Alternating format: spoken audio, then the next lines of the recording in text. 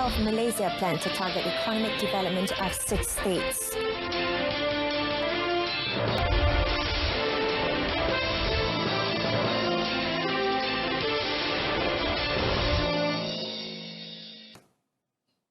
Thanks for joining me, Renee Fong, on News on 2.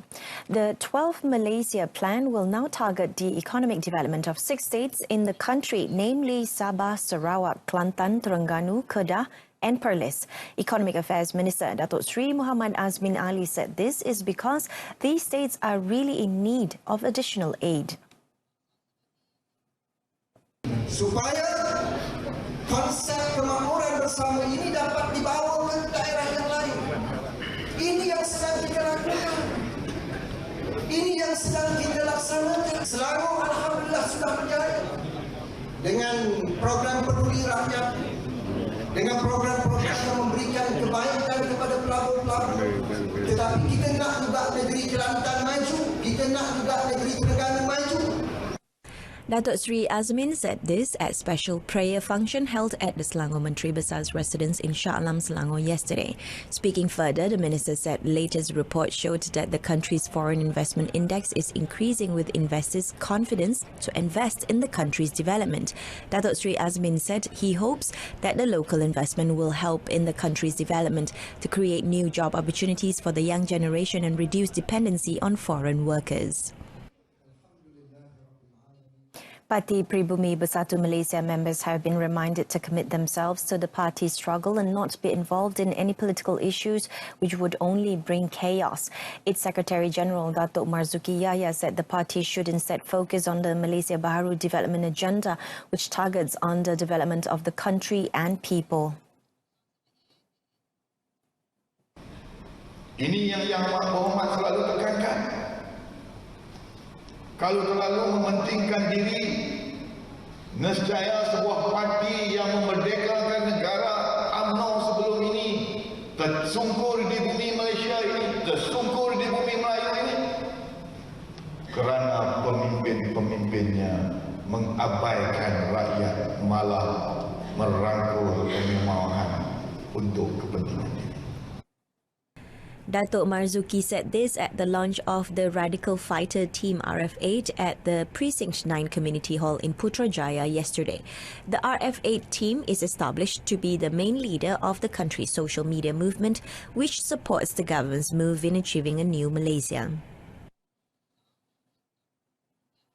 The Health Ministry is calling for the Customs Department and the Ministry of Domestic Trade and Consumer Affairs, KPD and HEP, to work together in preventing the influx of electronic cigarettes, e-cigarette or vape products into the country at all of its entry points. As Minister Datuk Seri Dr. Zulkifli Ahmad said this is due to the increasing number of vape or e-cigarette usage among students.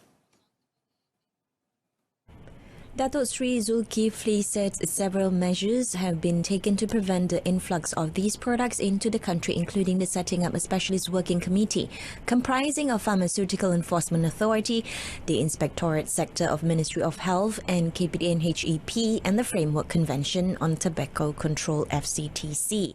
The committee is chaired by Health Ministry's Deputy Minister Dr. Lee Boon Chai.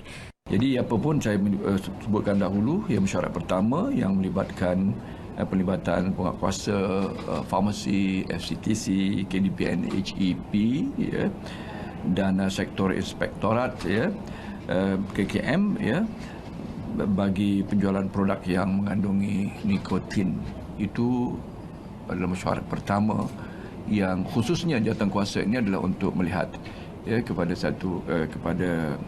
vape dan produk-produk yang seumpamanya e-cigarette ini, ya. Dan justru kerana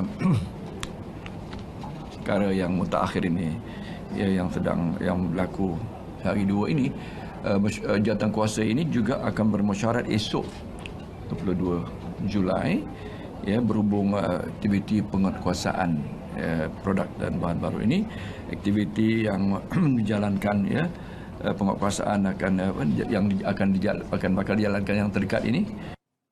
Datuk Sri Dr. Zulkifli hoped that a cooperation could be established with the Malaysian Communications and Multimedia Commission (MCMC) to ensure that the advertisements in the implication of vape and its products are increased. He said this after attending Health Ministry's 30th National Level Quran Recitation Ceremony in Seremban Negeri Sembilan yesterday. Teachers who were specially trained for the Pinta Harapan program under the Rural Development Ministry will be contributing to the excellence of students who participate in the program. According to the Communications and Multimedia Deputy Minister Idin Shazli Sheikh, a total of 100 students in the B40 category at Sekolah Menengah Sains Tuanku Jaafar, Kuala Pilah will receive free tutoring services under the program.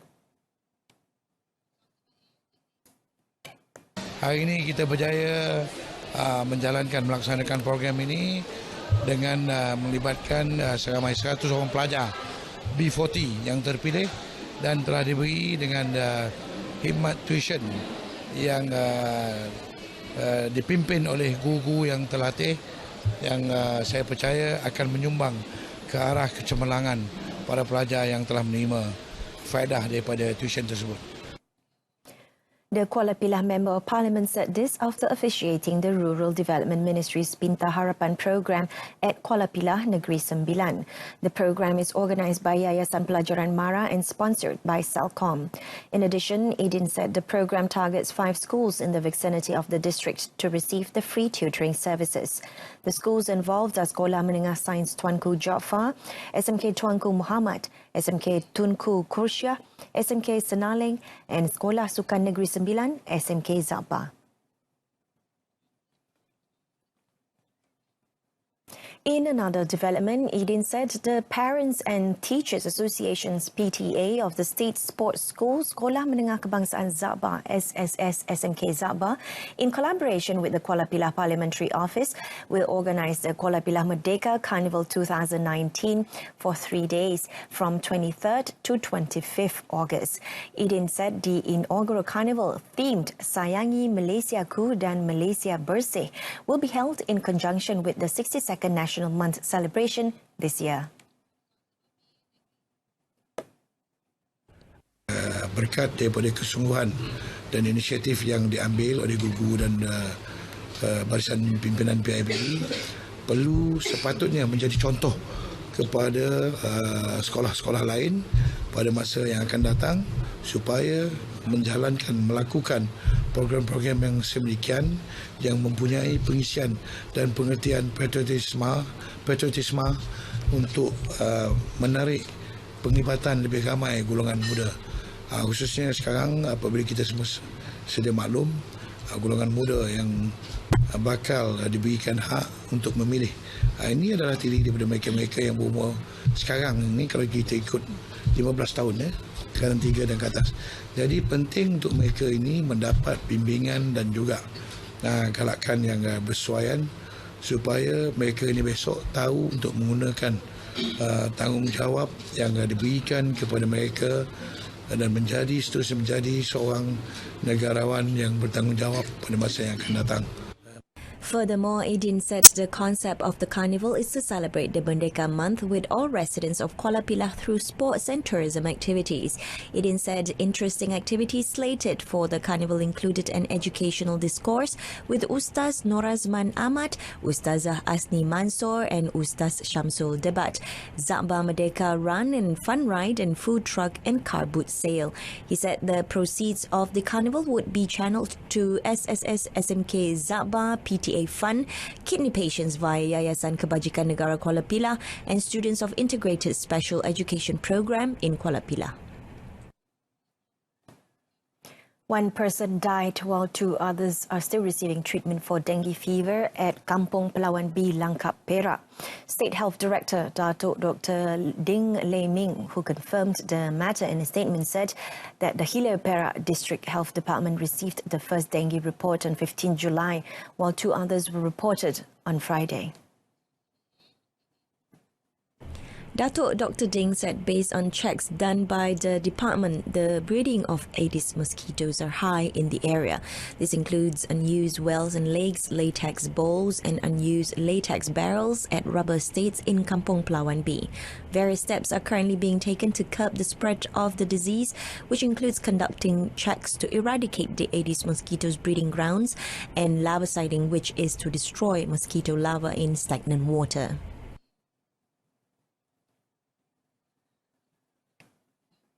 Awang Besong, the tiger which was caught on Friday by the Terengganu Wildlife and National Parks Department Perhilitan after wandering in Kampung Besong Lama, Bukit Besi in Dungun, probably has canine distemper.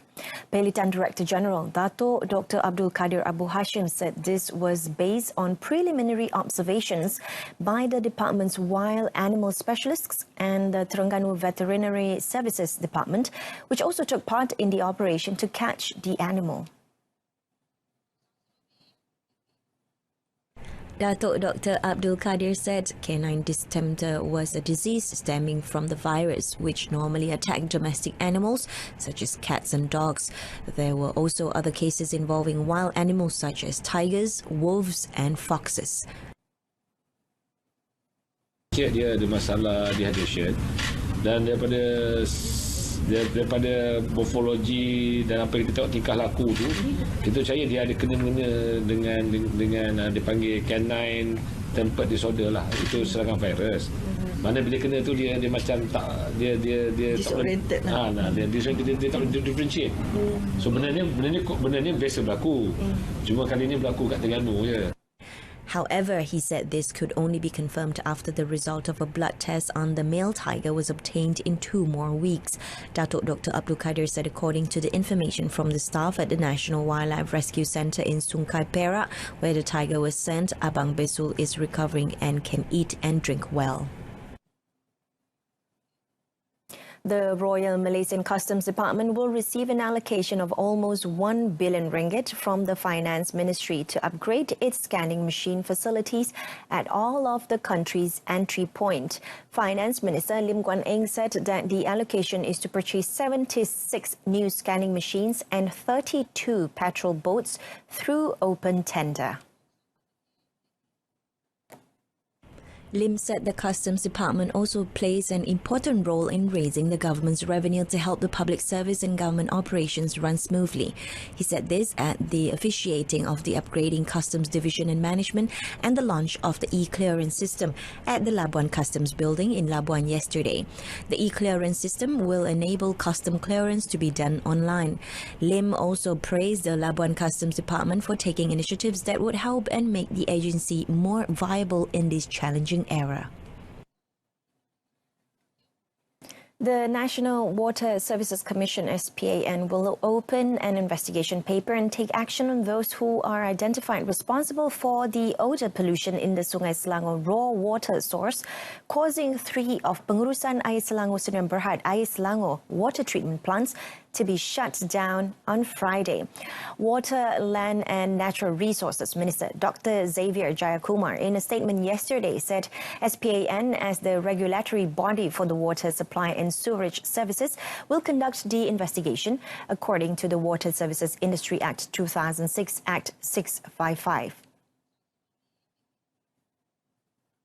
According to Dr. Xavier, the agencies under the ministry, namely SPAN, Department of Irrigation and Drainage and Indah Water Consortium, has been accelerating the recovery, including identifying sources of the pollution through tests conducted in Batang Kali, Selangor on Saturday. In addition, he also urged all government agencies, especially the local authorities, PBTs, to carry out monitoring activities along the riverbanks. Dr. Xavier also called for the PBTs to seize any premises suspected of contributing to the river pollution and take further action, including legal action against the responsible parties. He also suggested relevant agencies such as the Department of Environment under the Ministry of Energy, Science and Technology, Environment and Climate Change, MESTEC, and other state government agencies to take proactive measures through continuous auditing activities and enforcement along the rivers nationwide. Majlis Amanah Rakyat MARA has financially assisted 6,300 entrepreneurs in the automotive sector since 2011, while 778 others were given premises. Rural Development Minister Datuk Sri Rina Muhammad Harun said the request for funding in the automotive sector this year rose by 126%, exceeding the target for the Technical Entrepreneur Programme. Among the MARA business financing schemes to be offered for the automotive sector as a whole this year amounts to 10.1 million ringgit and 5 million ringgit allocated under the MARA Integrated Smart Auto Scheme, MISA. Tidak berjaya, jadi mereka membantu juga usahawan-usahawan lain dari segi pengalaman, dari segi pengetahuan, dari segi kemahiran supaya kita ni nak belajar daripada yang berjaya, supaya kita dapat mengurangkan risiko-risiko kerugian dan sebagainya. Datuk Sri Rina said this after visiting Pro Wheels Malaysia's Berhad, which is among the automotive companies developed by MARA in Kubang Rotan, Alostar, Kedah. MARA has provided 412.5 million ringgit for the allocation to assist would-be entrepreneurs in terms of finances, physical facilities and support systems in rural areas. That concludes this afternoon's edition of News on 2. In a top story, citizen journalists among 11 civilians killed in Syria by Russia-backed regime bombardment. We'll be back at 7 this evening with more updates. Till then, I'm Renee Fong. Thanks for watching and have a pleasant afternoon.